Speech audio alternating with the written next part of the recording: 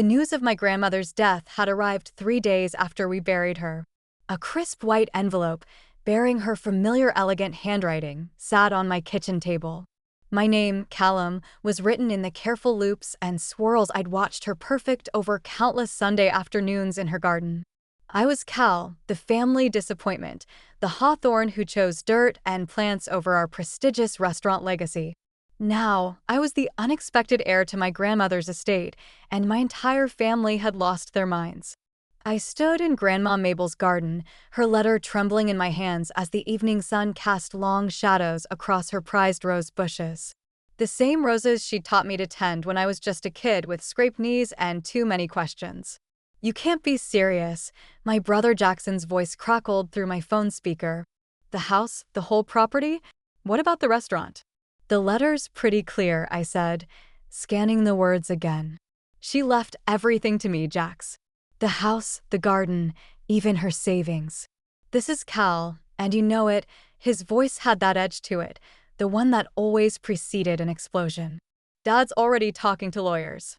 You need to do the right thing here." I watched a monarch butterfly land on one of Mabel's white roses. The right thing according to who? Dad? You?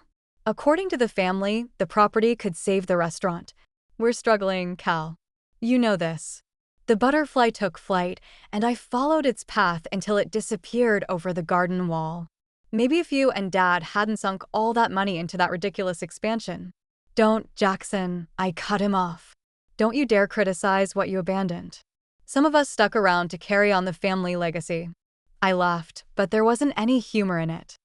"Funny how the only legacy that matters is the one you chose, Cal." A new voice joined the conversation. "Bianca, Jackson's fiancée, her tone honey-sweet. Be reasonable. Your grandmother wouldn't have wanted to cause all this drama. She loved the restaurant too, didn't she?" "Did she?" I walked over to the greenhouse, where Mabel and I had spent countless hours. According to this letter, she'd wanted me to have everything, specifically to prevent it from being sold to save the restaurant. The silence on the other end was deafening. "Listen," Bianca's voice turned honey-sweet again. "Why don't you come over for dinner tonight? We can discuss this as a family. Your mother's making your favorite pasta." I touched the greenhouse door, remembering how Mabel would always say, "Trust the garden, Cal. It never lies, unlike people." "Thanks, but I have plans." I didn't, but they didn't need to know that. I needed to start sorting through Grandma's things. "Cal," Jackson started, but I ended the call. Inside the greenhouse, everything was exactly as Mabel had left it. Her gardening gloves were still draped over her favorite wooden chair, her tools arranged with military precision on the workbench. I unfolded her letter again, reading the last paragraph that had set this whole mess in motion. "My dearest Cal, I know this decision won't be popular, but you're the only one who truly understands what I've built here. This garden isn't just plants and soil, it's a testament to choosing your path, even when others can't understand it. Don't let them destroy it. And Cal, check behind the loose brick in the greenhouse's north wall. There's something else you need to see." I looked up at the north wall, where generations of ivy had made their home. Somewhere behind those leaves was another piece of Mabel's puzzle, and something told me it would only add fuel to this family fire. My phone buzzed again, this time with a text from my mother. "Your father is very disappointed. Please don't make this harder than it needs to be." I turned off my phone and started examining the wall. I needed to find whatever Mabel had hidden before anyone else did. One thing became crystal clear: this inheritance wasn't just about a house and garden. It was about to expose every crack in our family's carefully maintained facade. The doorbell chimed just as I was prying at the loose brick in the greenhouse. Of course, they wouldn't wait for an invitation. Through the glass walls, I could see my parents' silhouettes approaching. My mother's pearls caught the late afternoon light. I quickly smoothed my dirt-covered hands on my jeans and met them on the garden path. My father's disapproving gaze swept over my casual attire while my mother clutched her designer handbag like a shield. "Callum," my father said, using my full name, never a good sign. "We need to discuss the situation like adults." "I was just working in the greenhouse," I said, gesturing to my clothes. "Let me clean up." Playing in the dirt again, my mother's smile was tight. "Some things never change." We settled in Mabel's kitchen, where the ghost of countless Sunday dinners hung in the air. My mother immediately began straightening things, rearranging the fruit bowl as if its slightly askew position personally offended her. "The restaurant's in trouble, Cal," my father began, his voice carrying that familiar weight of expectation. "Real trouble. Your brother's been working himself to death trying to keep it afloat." "I heard about the expansion problems," I said, keeping my voice neutral. "The new location isn't performing well," my father snapped. "Don't pretend you care now. You walked away from all that responsibility years ago, left it all on Jackson's shoulders." My mother touched his arm. "Everett, please. We're here to talk solutions." She turned to me, her expression softening in that calculated way I knew too well. "Sweetheart, this house, it's just too much for one person. And the maintenance costs." "Alone I can manage," I said firmly. "Grandma Mabel taught me everything about maintaining the property." Yes," my father muttered. "All those hours wasted in that garden when you should have been learning the business." A memory surfaced. 16-year-old me, proudly showing my father the herb garden I'd planted for the restaurant's kitchen. His dismissive wave as he walked away, saying, "Real men don't play in the dirt." I pushed the memory aside. "The property's value could save everything," my mother pressed on. "The restaurant, our family's legacy." "What about Grandma's legacy?" I challenged. "This garden was her life's work. It's a hobby, Callum. The restaurant is our family's foundation." My phone buzzed. A text from Tessa. "Don't let them bulldoze you. Remember what Mabel always said about standing your ground." "I'm not selling," I said, standing up. "Grandma left this place to me for a reason." My father's face darkened. "You ungrateful." "Everett," my mother interrupted, her voice honey-sweet again. "Cal, darling, at least look at the offer we've prepared. It's very generous." She pulled out an envelope from her bag, sliding it across the kitchen table. I didn't touch it. "This isn't about money," I said. "This is about respecting Grandma's wishes." "Respect," my father's laugh was harsh. "Where was your respect when you abandoned your family obligations? When you left your brother to shoulder everything alone?" "I didn't abandon anything," I shot back. "I chose a different path." Grandma understood that. "Your grandmother," my mother hesitated, exchanging a look with my father. "She wasn't thinking clearly near the end. Perhaps if we could test the will." The words came out quiet but firm. "Excuse me," I said. "Get out. Both of you. And take your offer with you." My mother's face crumpled in that practiced way that used to make me cave instantly. "Cal, please." "No." They left, my father's angry muttering mixing with my mother's theatrical sniffles as their car pulled away. I noticed something had fallen from my mother's bag, a small notebook I recognized as Grandma Mabel's garden journal. Flipping it open, I found recent entries I'd never seen before, including one dated just weeks before her death. The words made my blood run cold. "They're planning something. Must protect Cal, must hide the truth about." The rest of the page was torn out. I looked back toward the greenhouse, where the loose brick weighed whatever Mabel had hidden. I needed to find it fast because now I knew this wasn't just about the inheritance anymore. There was something else, something my family desperately wanted to keep buried. I was still trying to make sense of Mabel's torn journal entry when Tessa called. "You need to get down to the county clerk's office now." "What? Why?" "Because your brother and his fiancée just walked in with a stack of papers, and I overheard them talking about property transfers. Tessa worked as the legal secretary there. Something's not right, Cal." 20 minutes later, I was speedwalking through the courthouse's marble halls, my muddy boots leaving tracks on the polished floor. I rounded the corner just in time to see Bianca at the clerk's window, sliding documents across the counter with perfectly manicured hands. "I need to see those papers," I said, stepping up beside her. Bianca's smile didn't waver, but her eyes went cold. "Cal, what a surprise. Family business, you know how it is." "Exactly, which is why I need to see what you're filing." The clerk, an older woman with reading glasses perched on her nose, looked between us uncertainly. "Sir, those documents concern my grandmother's property. I'm the legal owner, actually." Jackson's voice came from behind me. "That's what we're here to correct." He looked exhausted, with dark circles under his eyes, but his jaw was set with determination. "The will was never properly executed. We have proof." Proof. I laughed. What proof? Grandma Mabel wasn't competent when she made those changes. Bianca said smoothly, we have medical documentation. The clerk frowned. I'll need to verify. Bianca produced another document with a flourish, signed by her doctor. I snatched the paper before anyone could stop me. The signature at the bottom made my stomach drop. Dr. James Rivers, Bianca's father. This is a fraud, I said, my voice shaking. Your father never treated Grandma. He consulted on her case, Bianca replied. And as a respected neurologist, his opinion carries weight. Mabel was sharp as a tack until the day she died, I snapped. Everyone knew that, didn't they? Or did you just see what you wanted to see? Jackson stepped closer. Face it, Cal, she wasn't thinking clearly when she cut everyone else out. She didn't cut anyone out. She made a choice, I said, my voice rising. A choice you manipulated her into making. Bianca's voice dripped with false sympathy. All those hours in the garden, playing the devoted grandson, while the rest of the family worked. Don't you dare. What's going on here? A new voice cut through the tension. Martin Chun, the family's longtime lawyer, stood in the doorway, briefcase in hand. Martin, Jackson started. We were just filing fraudulent documents, it appears. Martin stepped forward, adjusting his glasses. I was Mabel's attorney for 30 years. I supervised the execution of her will, which was witnessed by 2 independent parties. She was completely competent. Bianca's smile finally cracked.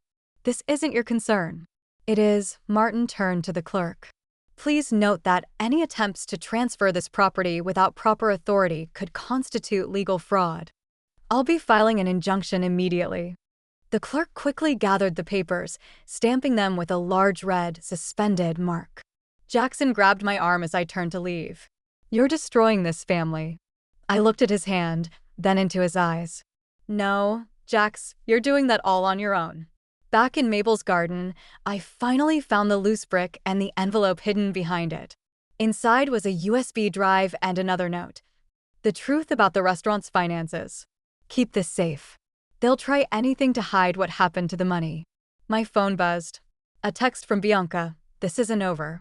You have no idea what you're up against. I looked at the USB drive in my hand, then at the garden where Mabel had taught me that growth sometimes requires cutting away the dead parts to save the whole. She'd known this was coming. She'd prepared for it. Game on, I whispered, pocketing the drive. Because now I understood, this wasn't just about saving her garden anymore. This was about exposing whatever rot had taken root in my family's foundation, no matter the cost. I started toward the house, already planning my next move. Behind me, storm clouds gathered over the garden, promising rain. Perfect weather for unearthing buried secrets. The email from Evergreen Landscapes arrived while I was reviewing the files on the USB drive. A job offer, not just any job, but the kind that could define a career, lead designer for their West Coast division, complete with a 6-figure salary and creative control over major projects. The catch? I'd have to move to Seattle, leave the garden, leave everything. I was still staring at the screen when Tessa showed up with coffee and a determined look in her eyes. You're brooding, she said, setting a cup beside me. I can smell it from the driveway. Look at this. I turned the laptop toward her, then gestured at the scattered financial documents surrounding it. And all this. The restaurant's been hemorrhaging money for years, but not because of bad business. Tessa leaned in, scanning the numbers. Someone's been cooking the books. More like feeding them steroids. The expansion money, most of it disappeared into offshore accounts. I rubbed my eyes. Jackson's signature is all over these transfers, but the patterns, they're too sophisticated for him. Bianca, Tessa said quietly. She worked in corporate finance before getting engaged to Jackson. My phone buzzed. Another text from Martin Chun, meeting tomorrow. Bring the evidence. And Cal, watch your back. The doorbell rang, making us both jump. Through the window, I spotted a sleek black car I didn't recognize. Mr. Hawthorne, a woman in a crisp suit, stood at the door, flanked by 2 men carrying briefcases. I'm Rebecca Walsh, representing Evergreen Landscapes. We were in the area and thought we'd discuss our offer in person. My stomach dropped. No one just happens to be in the area with a full legal team. This isn't a good time. She stepped forward. It's the perfect time, especially given your current family situation.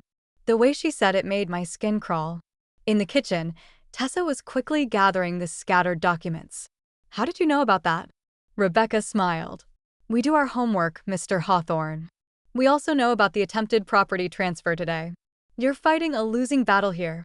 We're offering you an exit strategy. The garden can be maintained by professionals. We'll even include it in your contract, but you need to decide quickly. She checked her watch. Before things get messy, what does that mean? It means your brother's fiancé has friends in high places, the kind who can make fraud allegations stick regardless of the truth. The kind who can ensure you never work in this industry again.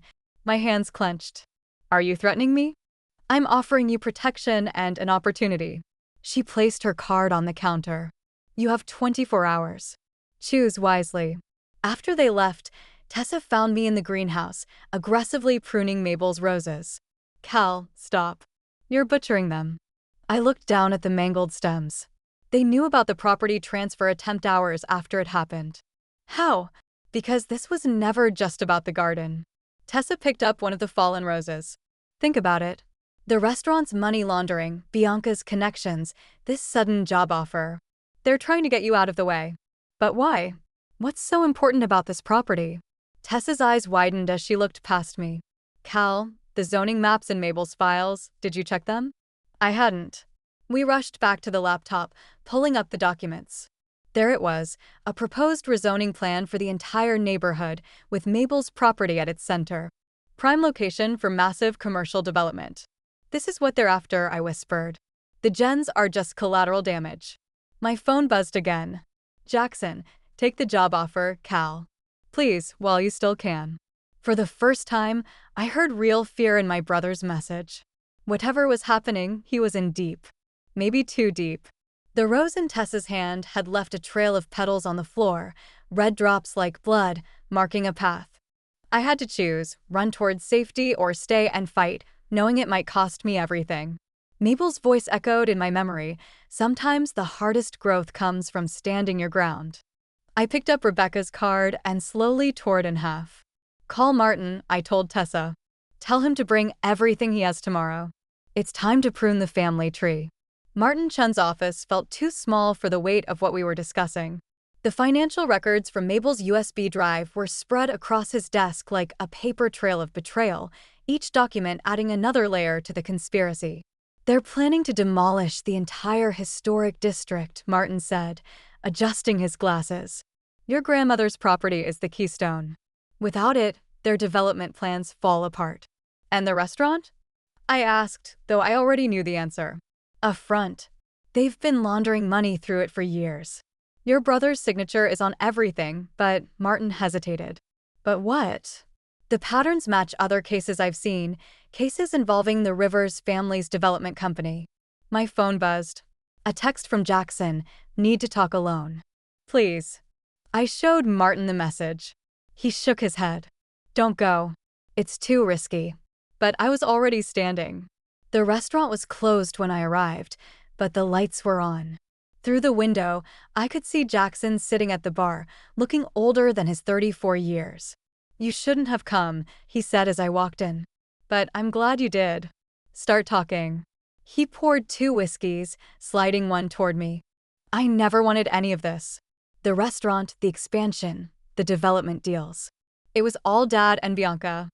I just wanted to make them proud. He laughed bitterly. To survive. You got out, Cal.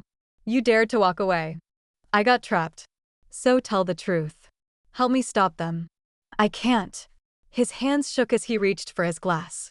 Bianca's father, he doesn't just destroy businesses, Cal. He destroys lives. The front door chimed. Bianca walked in, followed by my father and 2 men I didn't recognize. Well, isn't this touching? Bianca's smile was sharp. The prodigal brothers reunited at last. You set me up, I said to Jackson. He couldn't meet my eyes. Nothing personal, one of the men said, moving to block the exit. Just business. My father stepped forward. Sign the papers, Cal. Transfer the property. We can all walk away from this. Walk away. I laughed. Like you walked away from Grandma Mabel when she refused to sell? The room went silent. Jackson's face drained of color. Careful, little brother, Bianca warned. Some accusations can't be taken back, like money laundering or fraud. I pulled out my phone, showing them the screen.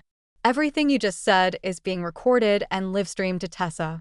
The bigger man started forward, but Bianca held up her hand. You're bluffing. Check your phones, I said. It should be hitting social media right about now. They all reached for their phones. In the chaos, I edged toward the door. You idiot, my father snarled. You'll destroy everything. No, I said. You did that yourself. I'm just pruning away the rot. I made it outside just as police sirens started wailing in the distance. Tessa was waiting in her car around the corner, engine running. Did you get it? I asked as I jumped in. She held up her phone, grinning. Every word. The police and FBI are on their way. Martin's meeting us at the station. As we drove away, I watched the restaurant shrink in the rearview mirror. The place that had imprisoned my brother and corrupted my family is now about to become a crime scene. My phone buzzed one last time, a message from an unknown number. Your grandmother would be proud. But this isn't over. M. I stared at the message, wondering if it was from Martin or someone else. Because despite everything we just exposed, something told me we'd only scratched the surface of what Mabel had discovered. You okay? Tessa asked. I thought about Jackson's haunted eyes, my father's rage, and Bianca's cold smile. About the garden waiting at home, where tomorrow I'd plant new seeds in soil enriched by everything that had died before. No, I said honestly, but I will be. The sirens grew louder behind us, their wail mixing with the night air, like justice finally breaking free of its chains. Sometimes I realized, revenge doesn't taste like victory. Sometimes it tastes like survival. The wedding invitation arrived exactly 1 month after my father's arrest.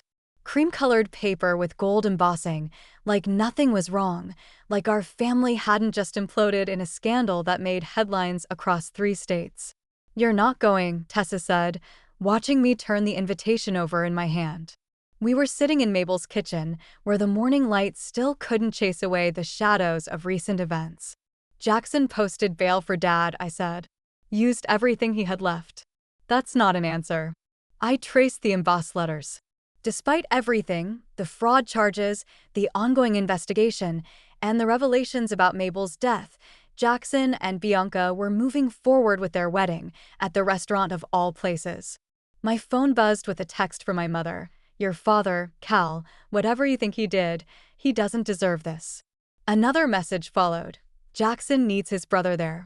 Please don't make this harder. I laughed bitterly. Make this harder? They tried to frame me for fraud, threatened me with thugs, and possibly, I couldn't finish the sentence about Mabel.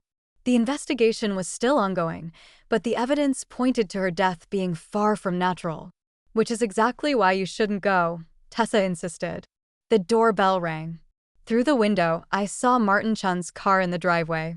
It's not good, he said as soon as I let him in. The Rivers family is pushing back hard.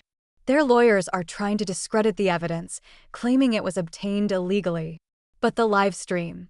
They're saying it was edited, manipulated. Martin looked exhausted.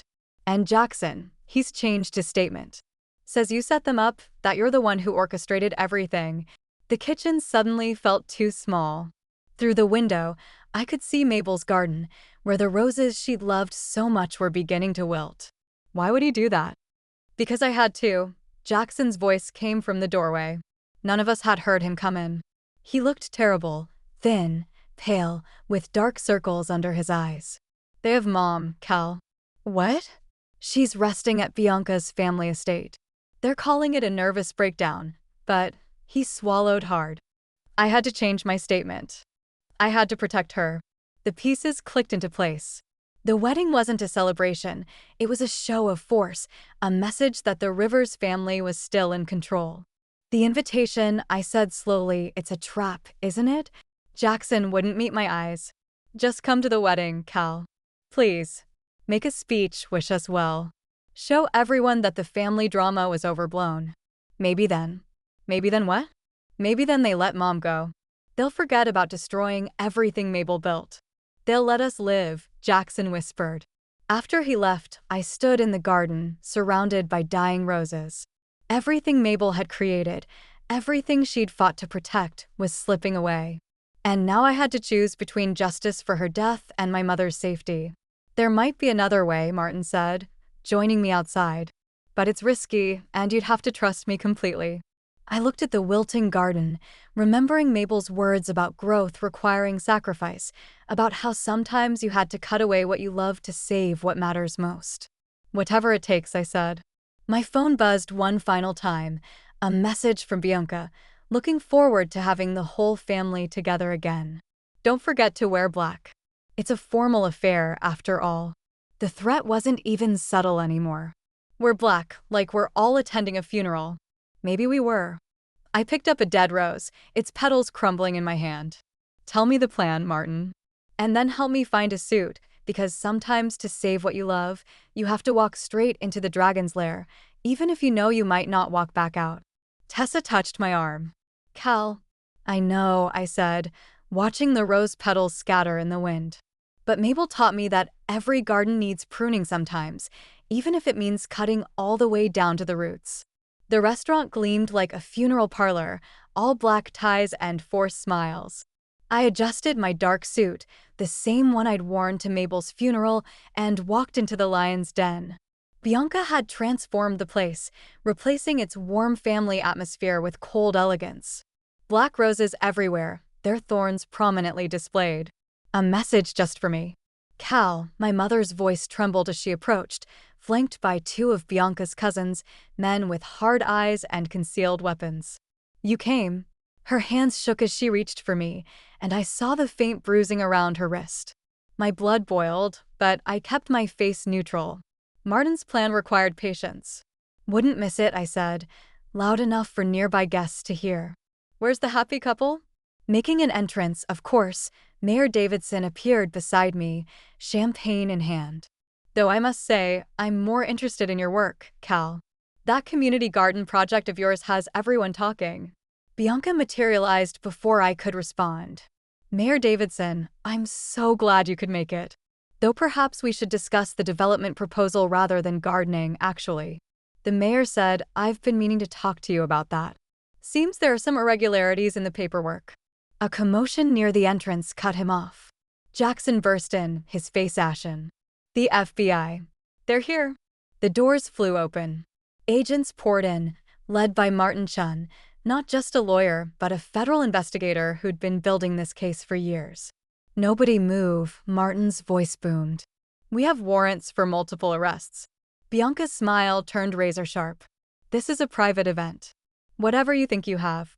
We have everything, I said quietly. The real estate fraud, the money laundering, the offshore accounts, and Mabel's autopsy results. Her composure cracked. You're bluffing. The garden soil, beyond the greenhouse, did you know Mabel tested it regularly? Kept records of every chemical change. I stepped closer, including the poison that showed up 3 days before she died. One of Bianca's cousins reached inside his jacket. 3 agents immediately drew weapons. It's over, Martin announced. Bianca Rivers, Everett Hawthorne, you're under arrest for conspiracy, fraud, and first-degree murder. My father, who'd been silent until now, lunged for me. You ungrateful. Jackson caught him, surprising everyone. Stop, Dad. Just stop. The mayor watched in shock as agents led Bianca away. My God. I had no idea. That's why they wanted the garden gone. I said, it held the evidence. Mabel knew what they were doing, so they killed her. But she'd already prepared her revenge. The inheritance, Jackson whispered. She left it to you, because I was the only one who would understand the garden secrets. I touched one of the black roses. She taught me that every plant tells a story, if you know how to listen. As the chaos unfolded, my mother collapsed into my arms, finally free from her captors. I'm so sorry, Cal. We should have listened. Mrs. Hawthorne, Martin interrupted gently. We need your statement about your detention at the Rivers estate. I watched them lead my father away in handcuffs, saw Bianca's mask of sophistication crumble as agents read her rights. The restaurant, the source of so much family strife, would likely be seized as evidence. Jackson stood alone by the altar, his world imploding. What happens now? Now, I looked at the black roses, thinking of Mabel's garden waiting at home. Now we start over. Plant something new together. He sounded like the brother I'd once known, before ambition and greed poisoned everything. Maybe if you're willing to get your hands dirty. The mayor cleared his throat. Speaking of new growth, Cal, I'd love to discuss expanding your community garden project. The city could use more of your expertise. Outside, police lights painted the night in red and blue. Inside, among the wreckage of what was supposed to be a wedding, I felt Mabel's presence. She'd known it would end this way, not with a celebration of love, but with justice finally blooming through the cracks of our broken family. I loosened my black tie. Tomorrow, I'd plant white roses in the garden, but tonight, there was one more truth to unearth. 1 year later, I stood in Mabel's garden, my garden now, watching Jackson struggle with a particularly stubborn root. His prison-pale skin was slowly gaining color under the summer sun. "You're doing it wrong," I said, kneeling beside him. "Here, like this." I demonstrated the proper angle, remembering Mabel teaching me the same lesson years ago. 3 months into his community service, and my brother was finally learning the difference between weeds and wildflowers.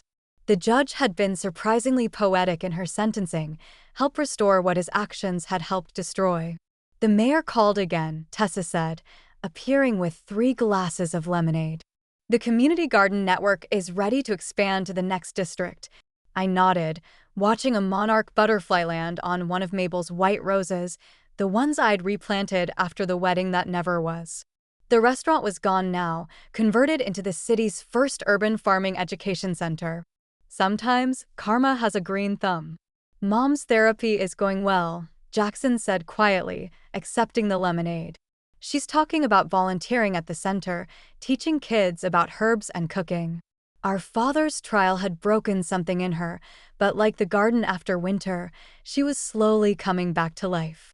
Some plants need severe pruning to grow back stronger. "Found something else, too," Jackson added, pulling a weathered envelope from his pocket. "Behind the old restaurant's wine cellar wall during demolition. It's from Mabel." My hands trembled as I opened it. The paper was old, but the words were clear. "My dearest boys, if you're reading this, then everything has happened as I feared it might. But remember, even the hardest soil can nurture new growth if you're willing to work it together." "There's more," Jackson said, his voice thick. "Look at the date." The letter was written the day before she died. She'd known what was coming. Had planted the seeds of justice even in her final hours.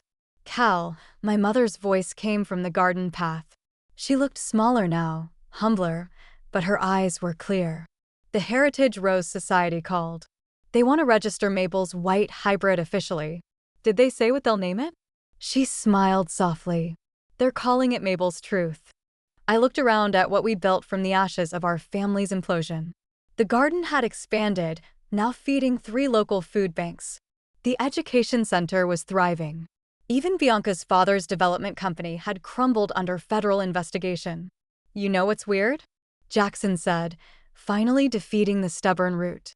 "I always thought the restaurant was our legacy, but Mabel knew better. She saw what really needed to grow." A familiar voice seemed to whisper in the breeze, "Trust the garden, Cal. It never lies." "There's something else," Tessa said, holding up her tablet. "Remember that mysterious, text you got?" Martin finally traced it. It wasn't from him. Then who? Margaret Rivers, Bianca's grandmother. Turns out she and Mabel were friends in college. She's been feeding information to the FBI for years, trying to stop her own family's corruption.